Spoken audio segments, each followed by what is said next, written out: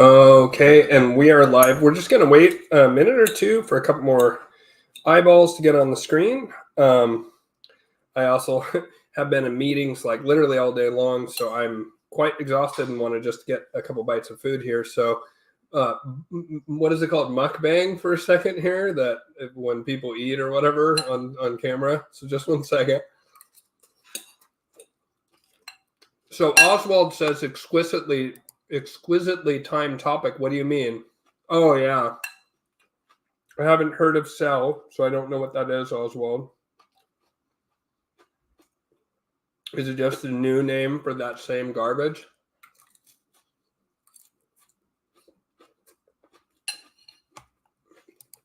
Hey, Anna, how are you? If you want to put your name in the chat, we're just waiting for a minute. Got a couple more folks in there. Social emotional learning. Oh, okay. Yeah, I'm working on that one too, brother. Nice to see you, Ben. Yeah, anyone who wants a shout out, I'm just taking a couple bites here. I do apologize. I literally had the tiniest bit of like toast hours and hours and hours ago, and I'm like starving. So, all right. Just 1 second.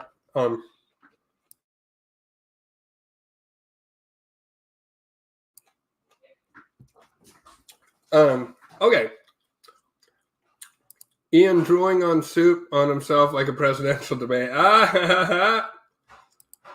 We're all gonna make it, boys. That was more of an Australian accent. Gosh, I can't even do. I should be able to do a Scottish, and I am Scottish for Christ's sake. I mean, I'm not from Scotland, but my last name Ferguson's obviously Scottish.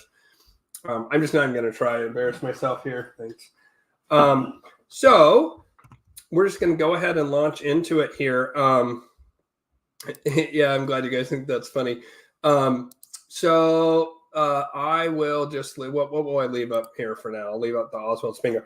So I'm just going to go over quick bullet points of what we're going to talk about in the front end, and then what we're going to talk about in the back end. So the front end, a big thing that's been happening and exploding really for a few months now, but I actually hadn't heard of it, is what a lot of people are dubbing Gamergate 2.0. And Gamergate 1.0 happened way back in 2014, 2015 range. And in a lot of ways, Gamergate 2.0, Gamergate 1.0 kind of kicked off, you could say, the 2016 election cycle. I remember at the time reading it and being very puzzled about it. And essentially, it goes something like this. And I'm going to get some details wrong. It's been a decade, and I didn't spend a lot of time refreshing the old memory banks on Gamergate 1.0 before launching into this, because I really want to get to Gamergate 2.0 because it's way more interesting. So 1 second here. So I guess taking even a further step back, some people may not be aware of it, but, and I guess I'm going through puberty again as my voice cracks. Some people may not be aware of it, but probably about a decade ago, maybe even as many as 15 years ago, the gaming industry surpassed Hollywood and the movie industry in terms of revenue, but more importantly, in terms of attention span. And that gulf has only been widening ever since. And so that gulf looks like that it's just expanding. And what that means is that from a social engineering point of view, that the gaming industry has become much more important, actually, than the than Hollywood, right? Kind of the new media as opposed to the old media, you know? And so because of that, you know, the social engineers have wanted to take control of the gaming industry. And they really started to, like, you know, it's like turning the Titanic. When you have a big top-down structure that's monolithic, like the Malachians have created on Earth, the movement takes a while. That's one of the advantages we have as those of us who are opposed to this sort of satanic Malachian system. You know, I call it Malachian because it's more dialed in and it has like more yuck factor. It also means something very specific, right? The group that controls thing, you know, as I talk about, if you're not familiar with this channel, I highly recommend that you go and watch the Shadow Wars series, especially Shadow Wars, the Luciferians versus the Malachians, episode 1. If you're not familiar with that and you don't know what I'm talking about, I promise you your mind will be blown if you're not aware of it. And watching this live stream afterwards, it'll make way more sense.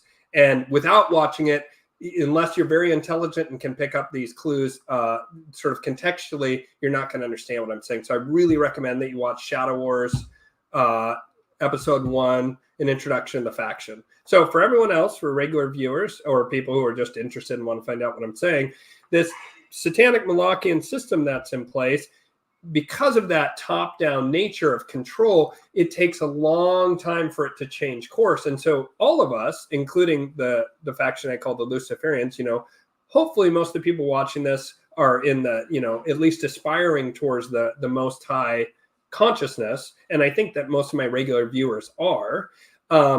We believe one of the things that we agree on with Most High and Luciferians is that we agree on that horizontal control rather than vertical top-down control, right? And that people have liberty, right? Liberty and free will are like basic components of both those systems. And as such, that makes us more fleet of foot. It's usually harder for us to get organized, although the Luciferians are quite well organized, to put it mildly, because they're also hyper-cerebral. But we have a huge advantage of being way more fleet of foot rather than this colossus, juggernaut that the Malachians have painstakingly constructed with the Luciferians' help over the past 6,000 years. So that social engineering group was just starting to figure it out when it was already kind of like well past obvious, right? That the video game industry was going to become much more prominent from a social engineering point of view than Hollywood and the legacy media. Enter Gamergate 1.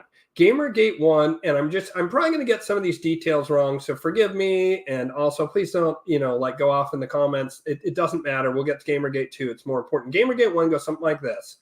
There's some guys high up in one of the, kind of middle of the pack game creators, right? And I have no clue which company it was. It doesn't really matter. And he was dating this woman who worked at a very small boutique firm. And he claims that this woman, and there was a whole back and forth, male and female, and it was a whole he said, she said thing. But he basically came out and he savaged this woman, and he said, this woman and her ilk and friends are trying to taint the video game industry. And he basically said that they're trying to inject it with feminist ideals and what we would nowadays call woke, right? And at the time, I didn't understand what he was striving at, because I was still myself a lot more sympathetic to the left. I sort of grew up and I was like far left, like more like anarchist left, like volunteerist anarchist left at the time. I had super long hair, hippie, all that kind of stuff. I now, I guess, consider myself center right or whatever. I'm definitely libertarian, basically, would be the best way. I'm really off the spectrum. If there's an X and Y axis, I'm like on a Z axis, you know what I mean? Because of my spiritual metaphysical point of view. So, nonetheless, if I had to identify with myself with one side or the other, it'd easily be the right, because they believe in liberty, right? So, but back then that was not the case. And so I didn't really understand what all this hubbub was of where they were saying, oh, like they're trying to inject all this stuff that would become woke, CEI, DEI, ESG stuff. And I'll explain what that means here in a bit. So I thought it was kind of like a weird complaint to make, but it blew up. And it led, in some ways, 4chan already existed before this. And a lot of people on 4chan were, basically classic trolls, right? They just wanted to fuck with other people. They were, what we would call incels now, whatever. These were guys who weren't getting a lot of sex and spent a lot of time in the internet. And they did all kinds of wacky stuff, mostly for shock value. They were edgelords, is better put, than trolls. They weren't just trying to upset people. They were more like trying to shock jock, like Howard Stern back in the 90s, right? They were trying to shock people with like bad behavior, whatever. Well, when Gamergate broke out, 4chan suddenly mutated. And it became this groundswell, probably seeded by intelligence, probably Luciferian aligned intelligence. It began to be seeded with what would become kind of the bulwark behind the intelligentsia, if you will, on the web, but more like open source intelligence or wisdom of the crowds, or making use, or what they sometimes themselves call weaponized autism, right? That kind of group that would really push for Trump in the upcoming 2016 election, they started to really galvanize on 4chan and also /poll on Reddit, which was eventually banned, right? Because Reddit's controlled by the Malachians and or the left, which the Venn diagram of those two is almost a single circle, right? Because the left's been hyper hijacked. That was one of the things I hadn't come to terms with yet back then, even though I knew Obama was evil, right? And, didn't vote for him in 2008 because I realized he was evil. So people were basically pushing back against this injection of, for example, getting rid of sexy female characters and starting to push in like lesbian and gay stuff. But it was in its infancy back in Gamergate 1.0. But this guy really pushed it and he said, no, I'm telling you guys, this is part of an agenda, right? And at the time I was suspicious of like the left having an agenda, even though I knew the left was being used via Obama. I just didn't get it. Right. I've been super aware of like high level stuff, the Babylonian dark sorcerers who run things, the Davos type people. I've been globalists, right? I've been super aware of that for like over 20 years, but I hadn't, for whatever reason, I guess because of biases of my youth and conditioning, I hadn't really come around on the fact that they jumped horses from the Republicans under Bush, right? And of course, the Bush family is actually classically, or not classically, but historically had been liberal before they became Republican when they moved from Connecticut down to Texas, right? In part so they could do all the CIA drug running through the oil derricks down there with Pappy Bush, right? Or Poppy Bush, right? And so they, they were the vehicle in sort of my prime youth in my 20s when I was really politically motivated. They were the prime vehicle of badness was the Republicans. And I really thought of the right and the Republicans as the bad guys. And I was having a really hard time shaking that. So I didn't really understand what was happening with Gamergate. Well, around this time, you have a very odd thing happening. On 4chan, they were very into anime. And I forget what it's called, but the Korean form of anime, as opposed to the Japanese form of anime, was really popular. And that becomes super relevant in a second. So you can look up meme magic and the birth of Pepe the Frog and get a whole written up piece about this. I might try and scare up the link later to link down below the video. But this character Pepe suddenly appears spontaneously on 4chan, and it's right below that, the first response to it, and there was some weird numerology around its appearance. The first response to it was someone saying LOL, laughing out loud, but in Korean, the transliterated in Korean, which is KEK or kek, right? What's super hyper weird about that, and almost certainly not an accident, right? Because these people started pushing meme magic almost at the exact same time. So there's a lot of smell of intelligence and obviously Luciferian intelligence. What a lot of people don't understand is Kek, K-E-K, is the name for an ancient Egyptian god of chaos and diseases. And wait for it, it's a frog god. So Pepe the Frog is, in my opinion, either a spontaneous, maybe, resurrection of that ancient Egyptian god, right? The same way that they brought back ISIS into the public consciousness with the terrorist group that had that name. They also brought back another Egyptian god, the Egyptian god of chaos and disease, a frog god named Kek.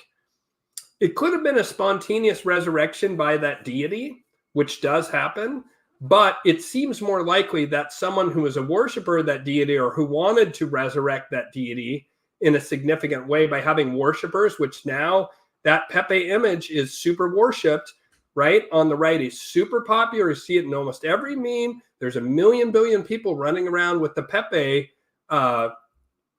avatar as their avatar, and people don't realize it, but they're giving energy to an Egyptian chaos god. Now, this god is fairly, he was considered kind of evil in Egyptian, but if you really read into it, his big thing is chaos.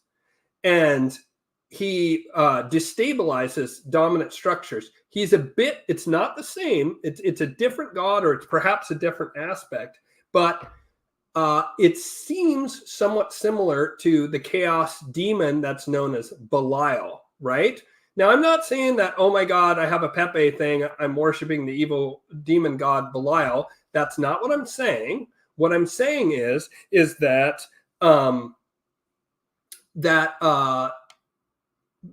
there are certain crossover traits between those two that are useful right now to the Luciferians and have in the past been useful to the Malachians. They have used the energy of Belial to undermine dominant structures like Christians, right? But now that same God is going to be used by the Luciferians to undermine the dominant structure, which is very Malachian in character at this point. And Kek is very similar. And what happened a few years after and I can't use the word, my channel's in trouble yet again. Other channels can be super explicit about what happened in 2020 and 2021.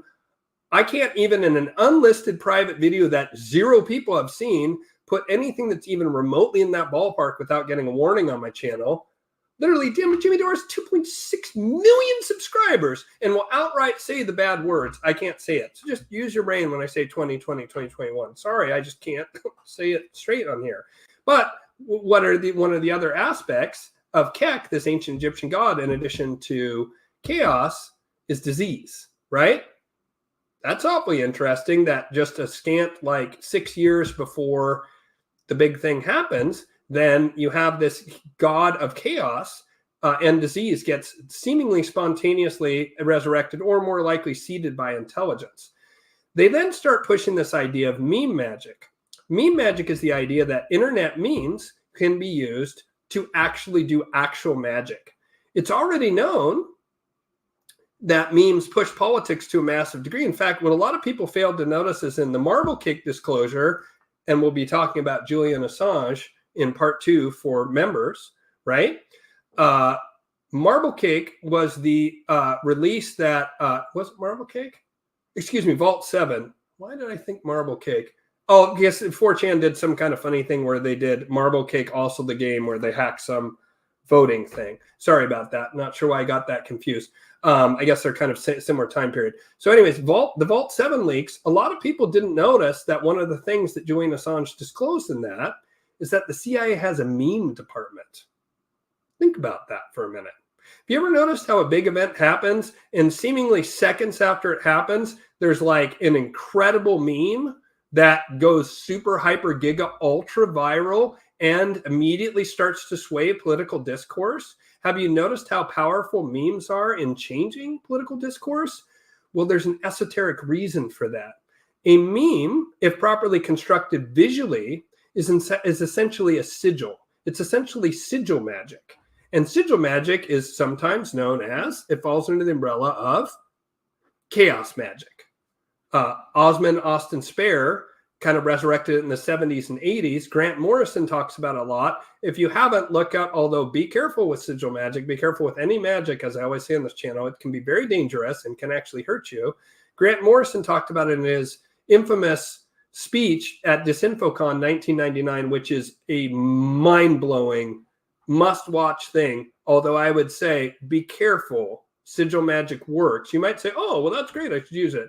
That's why you should be careful, because magic has a karmic backlash. You got to be careful about it. I talk a lot about magical ethics on this channel because I'm a practicing magician and I teach people Angelic magic. By the way, Angelic magic courses, July 11th, US, UK, EU, and also Australian time zones. Go to whitelotuslight.com and courses, and you can sign up there if you're interested. We're also doing a Vedic astrology course July 10th. Enough about that. I want to get back to the subject at hand, but that was a perfect segue. So, yeah, chaos magic is another name, or rather sigil magic has been resurrected in modern times by Austin Osman Spare, among others, as a form of chaos magic. And the interesting part about that is that if you look at the symbol for chaos magic, it's a circle in the middle with lines going off in every single direction. It's somewhat similar to the Black Sun from the Third Reich, and it's absolutely 100% identical to Vladimir Putin's right-hand man, Alexander Dugin's, it's not Atlantis, it's Eurasian, I think it's called, Eurasian Party. He's a big believer in landlocked Eurasian powers versus Atlanticis, not to be confused with Atlantis, but Atlantic Ocean cis. He's talking about basically NATO, right? And in particular, the US and British, right? It's just this fancy word for it. But the flag that he uses for the group that he founded is literally the symbol for chaos magic. These things are not accidents. And I'm not also suggesting, believe it or not, a grand conspiracy here, although there is an element of that, right? There is an element of overt material world 3D coordination between these groups. Well, what's really happening is we're merely existing on a chessboard of deities, right? And the big game right now is between Lucifer and Moloch, with the Most High playing Kingmaker. And because natural law says that we're going from Moloch, aka Satan's reign, to Lucifer's reign as we move towards the Most High, right? Our Father who art in heaven, as Yeshua described it, although I've actually read that particular the Lord's Prayer is slightly differently worded in Aramaic. And actually the Aramaic, I don't know if I trust the translation. It's quite interesting, fascinating. But the Most High, you can call it God, right? Not to be confused with Yahweh or Jehovah, not the same. But if you look at what Yeshua Jesus said, he would say the Most High or my Father. That's how he would describe that deity. So that deity is playing spoiler right now because of where we are in the Yugas. And I talk about this a lot in the channel. Look at my Bibu Dev Mizra interview. I'm not going to discuss it further here, right? Because of where we are in the Yugas, of course, Lucifer's on deck to take over. And so what's happening at the level of in the archetypal realms that then drift down and actualize here in the material world is a vast spiritual war. It's happening in the astral realms, especially right now. But the archetype and higher levels of creation is where that is playing out between Lucifer and Moloch. And so the Luciferian consciousness or vibrational level of those beings causes, without the human's knowledge necessarily, although it can include knowledge and actual conspiracy or coordination on a 3D material level, and that does happen, there's also this movement through of the deity through those humans that vibrate at that level of consciousness. And if you're unclear what I'm talking about, again, Shadow Wars episode 1, and all of this will click and make sense. Come back and watch this. All right. So Meme Magic, Keck, Gamergate 2.0, Bertha Pepe, those things are all linked. But wait, there's more. So a couple of interesting things more have happened very recently, and that's Gamergate 2.0 and the downfall of someone that I really liked because I didn't know this about him. And I do wonder if this isn't a weaponized Me Too false flag honeypot. I'm just going to touch on this very briefly. There is a gamer streamer, right? And this is all in the same milieu. Again, remember, gaming has huge social engineering consequences. And so big time streamers are very important in a social engineering sense, the same way that big time YouTubers, right? Or Instagrammers, so-called influencers, such as, I'm not at that level, but Dr. Disrespect certainly is. He has millions of subscribers, right? So look up, and again, I got to be super careful here. Dr. Disrespect said something on Twitch in March of 2021. Let's just say he got in trouble for the same reason I got in trouble just now on YouTube. Right? But back when this was the hottest of hot topics. You with me so far? Then he gets banned from Twitch. No explanation given. June 2020. They're now saying 4 years later that what Dr. Disrespect did was that he was messaging an underage girl. Now, if that's true, right, which I don't know if it is, but I also don't know if it isn't. If that's true, of course, I condemn that behavior. That's unacceptable. There's a big difference between a biological impulse a male might have of seeing a sexually fertile young female who's under the legal age and acting on said impulse. There's a world of difference between those two. And there's an even bigger world of difference between a prepubescent child and someone who presents as an adult. I want to be clear. I condemn if he did indeed message an underage girl and solicit her in any way, which is what somebody claims. But Dr. Disrespect is under a non-disclosure agreement that he cannot say why he was banned from Twitch, but he's getting canceled right now.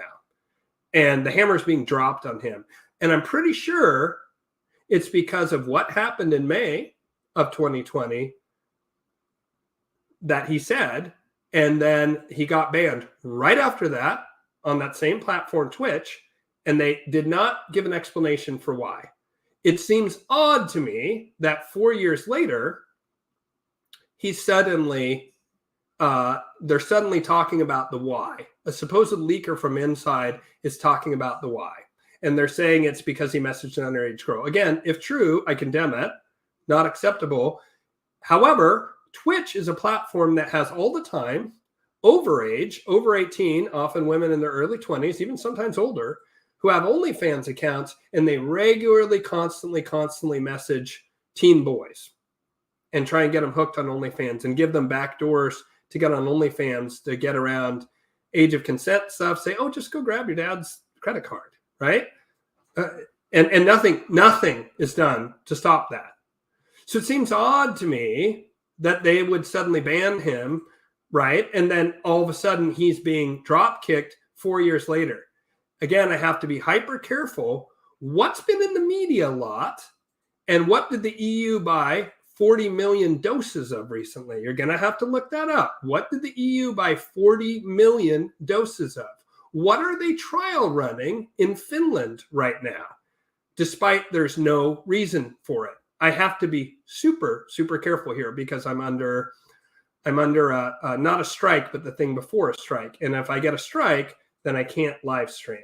You're just going to have to put 2 and 2 together in this. I'm trying to get you as close as I can without saying the naughty words that'll get me slammed. And it is also possible that I have eyeballs that aren't friendly on this channel.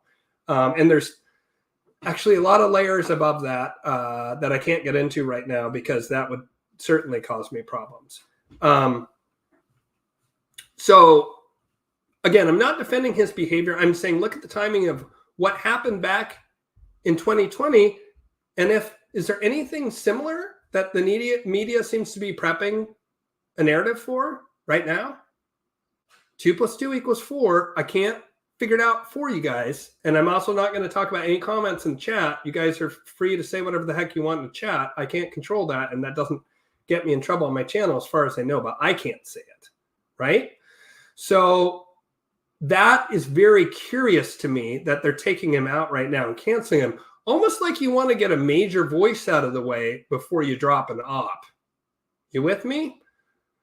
So in the same moment that Dr. Disrespect is happening, something just broke loose recently, which is Gamergate 2.0, to bring it all the way back to what I first started with interesting similar themes to what they're claiming with Dr. Disrespect in classic Machiavellian fashion. Blame others for what you yourself are guilty of. Although Dr. Disrespect may have solicited an underage girl. I don't know. I don't have the information. And if he did, I condemn that, right?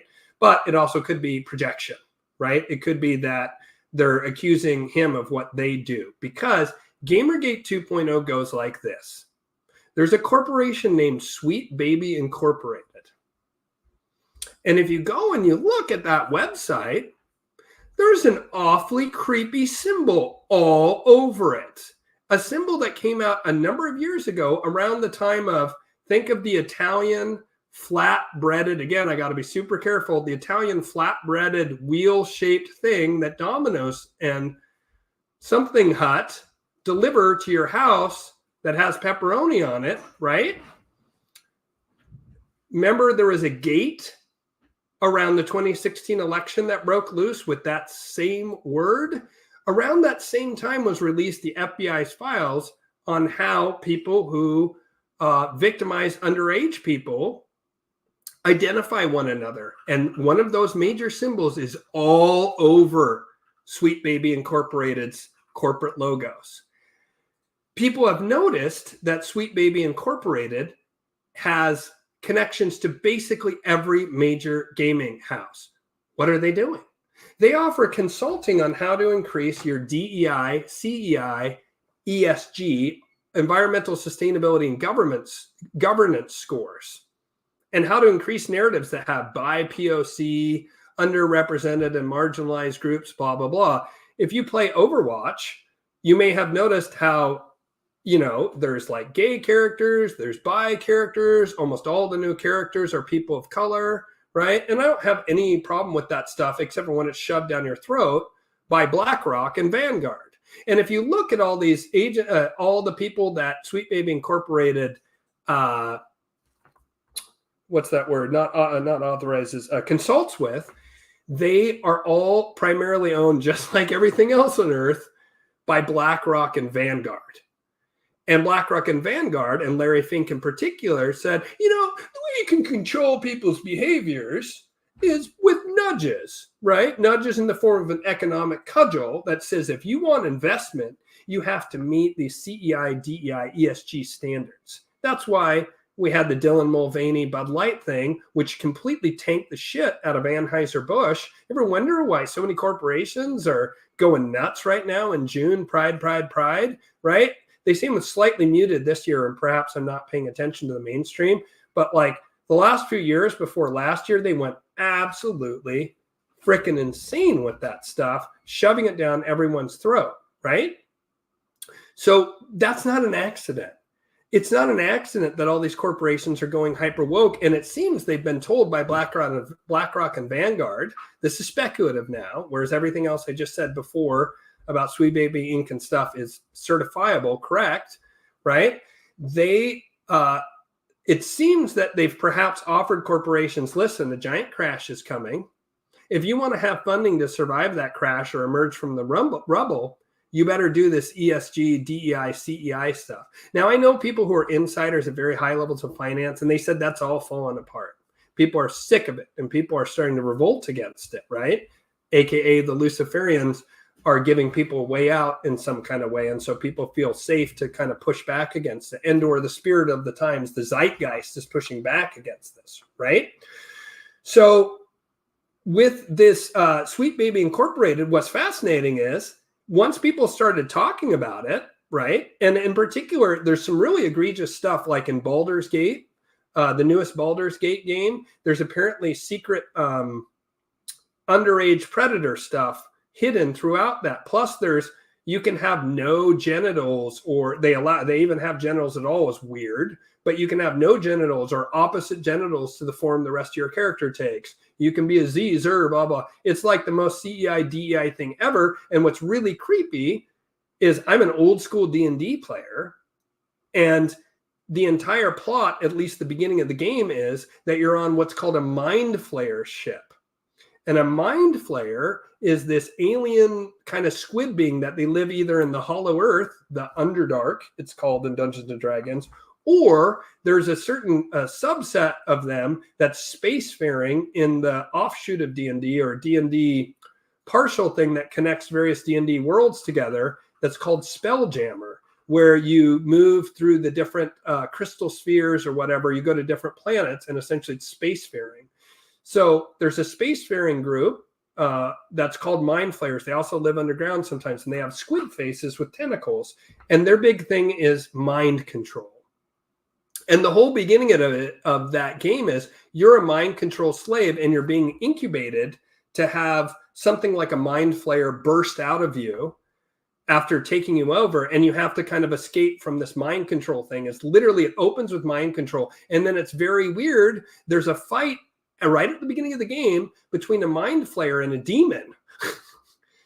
So like a mind control, no escape thing versus at least a semi-free will demon. That's almost a Lucifer versus Moloch revelation of the method thing right there. Almost like a nested Luciferian thing inside of a Molochian ESG, DEI, CEI thing. It's super creepy. When you do esoteric deep dives on Baldur's Gate, the most recent one, it's creepy. I bought the game for me and my son, and then a friend of mine goes, and I noticed right away, I was like, ew, I do not like the vibe of this game at all, because I wanted to play it together with my 15-year-old son. And I was like, what the fuck? Mind Flayers is the opener? Gross. Mind control? What the fuck? Like, it was so creepy. And like the original Baldur's Gate from the 90s is fire and super cool. And back when they didn't have to social engineer every aspect of reality, right? So it was great. I loved the original Baldur's Gate from the 90s. And I was like, oh, I get to share something from my youth with my son, blah, blah, blah. super naive. I had no idea. And apparently there's hidden Easter eggs of child predation stuff in there, right? And there's more and more games like that. I forget which game, but there's some emergent game that my son was talking about and he was disturbed by because it allows you to wink at children in that game. What? You know, like it's really like being seeded everywhere. So this Gamergate 2.0 is basically people realizing that this Sweet Baby Incorporated is behind whatever. And the media came out in a full court press saying, oh, no, that's not happening, which is always, you know, in the intelligence field, they say never believe anything until there's an official denial, right? Nothing's confirmed until you hear an official denial. Then you can know it's true. So the media is starting to form a full court press across the Western world saying, oh, no, Sweet Baby Incorporated is fine. It's not up to anything at all.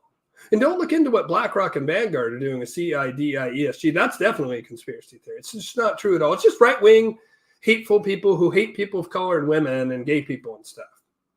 But is it though? But is it though? But is it though? No, obviously not. So on a very related note around CEI, DEI, and I'm sick this week, and so my voice is a bit shot, so give me just a second here. So a friend of mine and I were talking about how obnoxious this pronoun thing is. And I said, yeah, the thing I really don't like about it is that it immediately politicizes every conversation. It immediately politicizes every conversation. And what it does is it immediately identifies you. Are you with the program? Are you with the Malachian hive mind consciousness? And therefore, when I ask you your pronouns, you go, these, her, she, they, he, him. Even if you say he, him, or she, her, you're like, I'm an ally. I swear I'm an ally. Oh my God, please don't cancel me. Please don't cancel me. I swear I'm an ally, right? You're immediately identified, which then means even if you go he, him, she, her, you're viewed with a certain amount of suspicion. You should at least be a he, they, she, they. And then they're like, oh, okay, well, it's better than nothing, right? And you're like, I'm working on it. Any day now, I'll be ready to suck some dick. I swear to God, I'm just going to need at least a 6-pack, guys. Help a brother out here, right? You know, like it's saying like, wow, you're either with us or against us. And if you refuse to play the game, nothing makes them angrier. I know, because this happened to me right before I quit my job when I worked at the county in Portland, Oregon. I worked for Multnomah County. And they suddenly brought in pronouns into it. And I was like, what in the world? And this was, wait for it, late 2019, early 2020. That's an interesting timing for that. They all of a sudden started pushing the pronoun game hard. And also, I had my son home at school, and all of a sudden the school was pushing the pronoun game. And the schools were saying, hey, kids, what do you identify as? Hey, kids, do you ever feel like maybe you like someone of the same gender, blah, blah? And I was like, what? Because I was hearing it on Zoom. And my son's like a 6th grader. And I'm like, what the fuck are they? Like, why are they talking to kids about that? Right? They just rolled it out because everyone was so distracted by something. Again, I can't say the word because I get in trouble, that they didn't. A lot of people didn't quite notice what was happening at the schools. The smart move, probably a loosey nested operation in this cultural engineering, was to do it over Zoom at home, right? They wanted to lock everyone down. Hopefully that doesn't get me in trouble. They wanted to lock everyone down. And so they had to do the Zoom thing. They couldn't just cancel school. That would have been too suspicious, right? But by doing so, it gave parents a peek into what was happening at school. And my son had actually told me weird stuff like the year before that they were asking him at school. And I was like, what? That's wildly inappropriate for children. What are you talking about? So the thing that I thought was interesting is me and my friend, we kind of realized that pronouns create a sort of virtual, if you will, right? And this is with all due respect to the victims of the 30s and 40s, but it's a bit of a Star of David patch for hetero people. And it subconsciously encourages hetero guilt, that there's something wrong with you for being hetero, which goes right into the agenda of decreases in the overall numbers of individuals here on the planet. I had to be careful because, again, I'm under extreme scrutiny right now, which is insane for a channel this small, but they say, you know, if you're over the target, that's when you get suppressed. And I guess I must be squarely over the target because my channel is like unbelievably shadow banned and suppressed. I just don't get it. That's not a brag. That's a super annoying fact for me. I'd really not like to be that way. I guess in a certain way, it's a little like feather in the cap, but I would kind of rather be able to just talk freely. It's really frustrating to me when I have friends who have tens of thousands of followers and they go off on the subjects related to 2020, 2021. Jimmy Dore straight up says it. He has 2.6 million subscribers. He says way more than I've ever said in this channel. And my little channel, for some reason, gets dinged. It don't make no sense. It just doesn't make any sense. And I can't stand it. And it's super infuriating for me.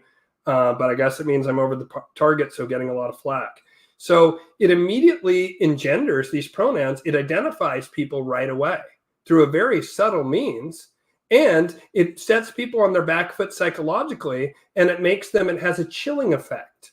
You know right away, once people start playing the pronoun game, you know right away that you're on thin ice if you're not part of the agenda.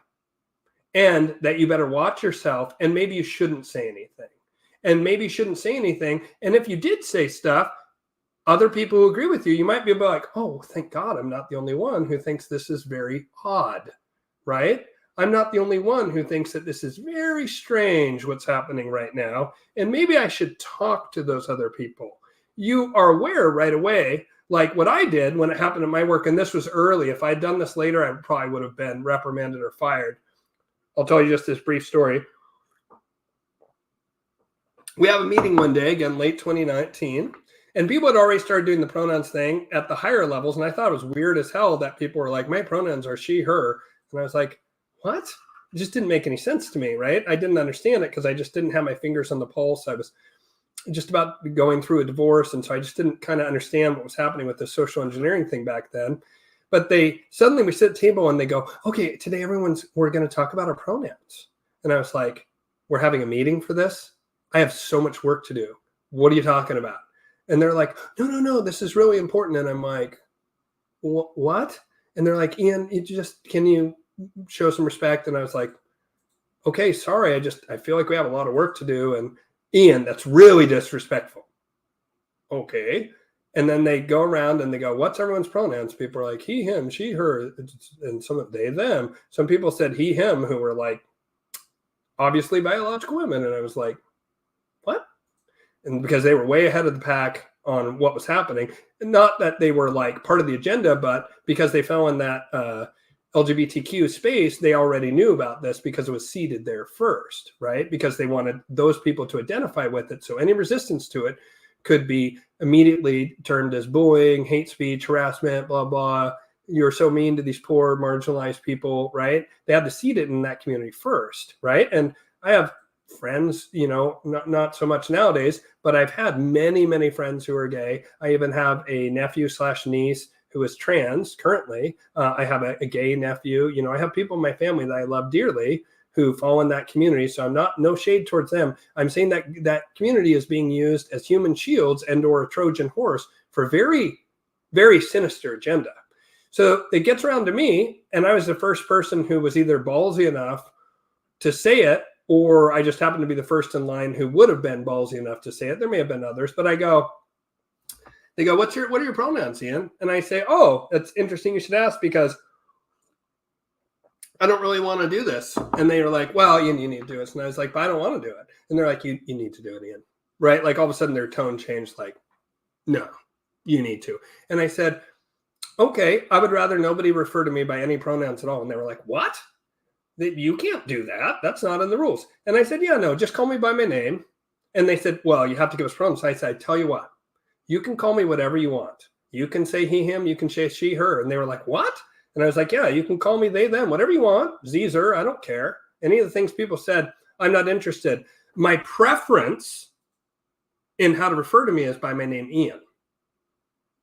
And they pressed me on it several times. And I said, no, you can just call me Ian. And they got really pissed. But like, I kind of beat them at their own game by saying my preference, because I had noticed everyone used the magic word preference, right? So I sort of played the game, but I said, just refer to me by my name. And then 3 or 4 other people said, just refer to me by my name. I don't care about that, you know, or you can call me whatever you want. Just call me by my name as my preference. And then they were steaming mad. And afterwards they said, Ian, that was really disruptive what you did. And I said, why? Well, why so much emphasis on this? And they couldn't give me an answer because they themselves didn't know. They just knew to take it very seriously, right? So it's a very subtle nudge in social engineering, and it identifies people, and it creates a political battleground, and it immediately injects politics from the outset of a conversation into a conversation, forcing politics into every aspect of your life. Does this mean that automatically if people do this or that they're up to some sinister agenda? No. Most people are just like, they don't understand what's happening, and they're like doing what they have to save their job or whatever, depending on where you are in the country. I don't know if I would have gotten on board. I'm really lucky that I got out when I did. So that's it for the first half. And thank you for all the comments on the side. I'm not doing the Q&A in the first half. I'll be doing Q&A in the second half.